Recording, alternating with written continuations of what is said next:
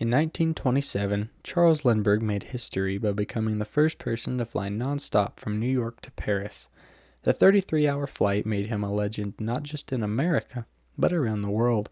Newspapers flooded their front pages with his image, radio stations broadcast his every move, and millions tuned in.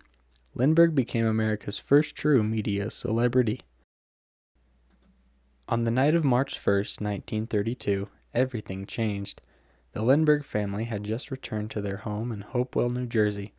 Around 10 p.m., Betty Gow, the baby's nurse, discovered that 20-month-old Charles Lindbergh Jr. was missing from his crib. A ransom note demanding $50,000 was found on the windowsill. By morning, the story exploded. Hundreds of reporters descended on the Lindbergh estate, trampling the grounds and possibly contaminating evidence. Newspapers competed viciously for scoops, publishing details that may have compromised the investigation. The kidnapping became the biggest story in America, not just because of the crime, but because of who the victim's father was. The media had created Lindbergh's fame, and now that same media machine was feeding on his tragedy.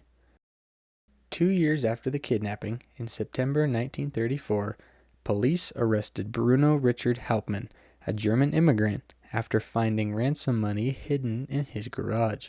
For some reason, there was a backlash against not necessarily the media coverage being biased, because everybody tended to hate Bruno Hauptmann. It was an interesting thing. He actually was Richard Bruno Hauptmann, and he went by Richard, but the media took to calling him Bruno Hauptmann because it sounded more Germanic and more illegal alienish, which is kind of an interesting aspect of the media coverage. The trial was set for January 1935 in the small town of Flemington, New Jersey, and what happened next would change American courtrooms forever.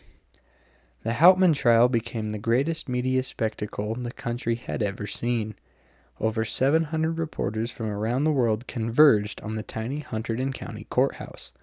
Western Union installed more than 40 telegraph lines to handle the flood of news coverage. Every major newspaper sent their star reporters, such as Walter Winchell, Damon Runyon, or Ed Ferber, turning the trial into front-page entertainment. Inside the courtroom, newsreel cameras captured every moment. Judge Thomas Trenchard allowed photographers to shoot during recesses, but the chaos was constant. The trial wasn't just being reported, it was being performed for an audience of millions.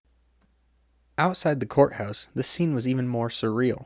Thousands of spectators lined up each day, hoping for a seat inside. Street vendors sold everything from Lindbergh trial souvenir pins to miniature ladders. Hotels were booked solid. Restaurants couldn't keep up with demand. The small town of Flemington had become the center of the American. The trial itself featured dramatic testimony and intense cross-examination. Charles Lindbergh took the stand, identifying Hauptmann's voice as the one he heard the night of the ransom exchange. The prosecution presented handwriting experts and wood samples linking Hauptmann to the crime.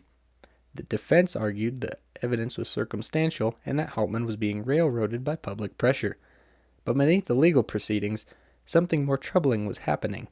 The enormous media presence was transforming justice. The verdict came on February 13, 1935. Bruno Hauptmann was found guilty and sentenced to death. He would be executed in the electric chair on April 3, 1936, maintaining his innocence to the end.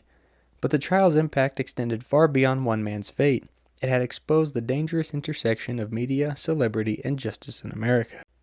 The media circus in Flemington didn't just report on the trial, it fundamentally affected how justice was administered. Witnesses testified under the glare of flashbulbs and the weight of public scrutiny. Jurors couldn't escape the constant headlines screaming Hauptmann's guilt before they'd even deliberated. The defense argued that a fair trial was impossible. How could 12 jurors remain impartial when every newspaper in America had already convicted Hauptmann? How could witnesses give honest testimony when they knew millions were watching? The prosecution, meanwhile, seemed to play to the cameras, delivering dramatic speeches designed for the next day's headlines. The Hauptmann trial exposed a fundamental tension in American democracy, the public's right to know versus the defendant's right to a fair trial. In the past, trials had been relatively quiet affairs, covered by local newspapers, but largely shielded from the intense glare of national attention. The legal community watched with growing alarm. If this was the future of American justice, Trials conducted in a media fishbowl with justice taking a back seat to spectacle, something had to change. The backlash was swift. In 1937, just 2 years after the verdict, the American Bar Association moved to ban cameras and recording devices from courtrooms around the country. State after state followed suit. By the 1940s, nearly every jurisdiction in America had banned cameras from courtrooms. For decades, the only way to see what happened inside a trial would be through the sketches of courtroom artists, a deliberate step backward from the technology that had turned Flemington into a circus. The legal profession had drawn a clear line. Judges, lawyers, and bar associations argued that justice required dignity and protection from the pressures of public spectacle. One of the major consequences was the American Bar Association recommended that there not be any photography in trials. And so for decades, the court system, the federal courts and state courts, all banned cameras from courtrooms. Now that started to change probably in the 50s and the 60s. And now most states have rules. There are a handful of states that still don't allow cameras in the courtroom. You know, you can look this up and you can get the number of states and which ones. Most states do. They almost all have a caveat that it's up to the trial judge to decide whether the trial judge is going to allow cameras in the court. The reforms weren't just about cameras. They represented a fundamental shift in how the legal system would interact with the media. Courts began limiting what lawyers could say to the press. Judges issued gag orders more frequently. The message was clear. The courtroom was a place for justice, not entertainment. Yet the public's appetite for courtroom drama never diminished. If anything, the mystery of what happened behind closed courtroom doors only made trials more fascinating. The Hauptmann case had opened Pandora's box. Americans were now hooked on true crime, and no camera ban could change that. The impact of the Hauptmann trial echoes through American culture to this day. When cameras were finally allowed back into some courtrooms in the 1970s and 80s, the same concerns resurfaced. The O.J. Simpson trial in 1995 became another media circus, with many critics pointing back to Flemington as a warning that had gone unheeded. Today, true crime documentaries dominate streaming platforms. Courtroom dramas fill primetime television. Podcasts dissect every detail of high-profile cases. The Hauptmann trial established the template. The intersection of crime, celebrity, and media creates an irresistible spectacle.